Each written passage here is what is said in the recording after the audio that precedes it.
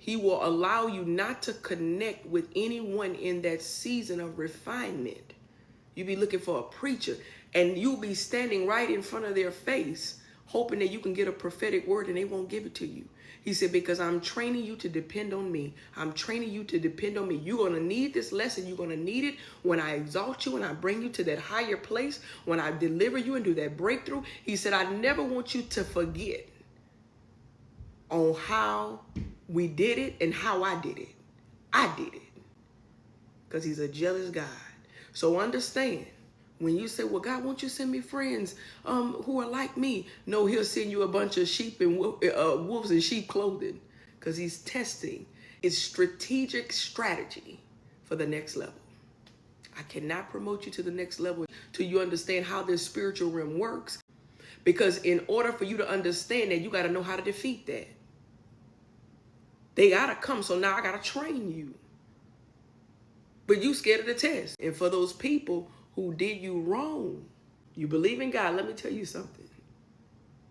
You know when he's delivered you, because you won't look back for the vengeance that he's going to bestow upon their life. You won't be operating and getting your lick back. When you get so consumed in getting your lick back, yes, vengeance belongs to the Lord, but it takes your eye off of where the breakthrough is leading you.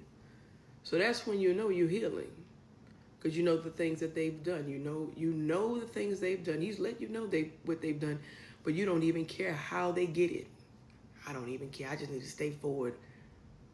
I'm moving ahead. I'm not checking for it, and I move on in my day. But you can't be consumed, waiting and searching and looking, because you'll take your eyes off of the prize. You'll miss the mark, waiting on them to get their lick back. When truthfully, if you got away and doing better mentally, physically, and emotionally, the lick has already been given back. He'll save the remnant. The remnant must be saved. So if you in the bloodline and you keep thinking you chosen, it's not a thinking anymore. You have to know who you are. You got to walk in that. There's a process. There's a refinement that comes with that. And the refinement cannot be done. Hear me when I say this. The refinement cannot be done around people who are wishing your downfall. There's a conflict there. They say two masters can't abide in the same place. You cannot do it. That's why everyone that God ever used, he made them move away from the very root cause that was impacting them. Rejection, rejection, rejection.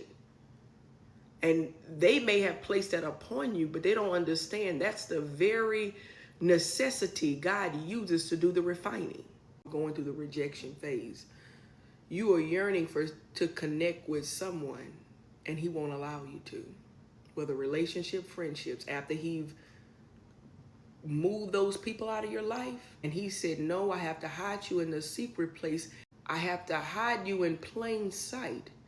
He said, because if I revealed you too soon, it will mess up the whole point of what I'm doing. There's a consecration that comes when you're alone. It's a dependency that happens when you're alone. One of the reasons why he does that dependency upon him, he said, because when I exalt you, you have to understand where the blessings came from. You have to understand that man will like you one day and slander you the next. So you have to be unshakable. You have to be like a tree that's planted by the water, unmovable, unshakable, because you're on firm foundation, because I gave it to you. Because the enemy will come back in and people will flatter you one day. And if you're built on if you've been raised on approval, you will mess up the whole assignment because you and your feelings. Sit down. You were the one. If you chosen, and you know you chosen because you go through all hell. You go through rejection. That's the first step right there. You chose. Everybody in the family has disowned you and rejected you, especially when you start walking in your truth and talking about the things in the family that's toxic. And you're doing it with good measure, hoping that they see the change. But instead of them acknowledging the dysfunctionalism, acknowledging their toxicity, guess what they do? They project as if you're the problem. The first lesson that the chosen one has to learn is how to live in solitude, isolation, and rejection. That's when I know you're chosen. Who's rejected you? Who's disowned you? That rejection is a part of the plan. Their plan for you in rejecting you is to make you feel that you're not adequate enough. But in your rejection season, he said, I had them reject you so that you can walk in your new and true identity. You were birthed in that family, but that's not your family. The Bible speaks of you being born of a royal priesthood. So I need you to say, I don't know those people. I was just placed there as a placeholder. Because they're right. She's not like us. I'm not like them. And I love it here. Now go ahead and reject me so I can start this new identity, so God can take me through this wilderness. Because the faster you get through that wilderness, So that's the first thing the chosen one goes through is rejection, isolation, and solitude. And the rejection often stems from the family. We disown you. But in this space, I need you to understand that the rejection is a part of the plan. Because you have to go you have to be untaught all the toxicity about who you are in the process of going through the wilderness. There's a newfound identity. Like people always say, I'm not who I used to be. Every chosen person will go through a season of wilderness. Everyone. It's a part of the process. He will make you non-available to everyone around you and hide you in the secret place.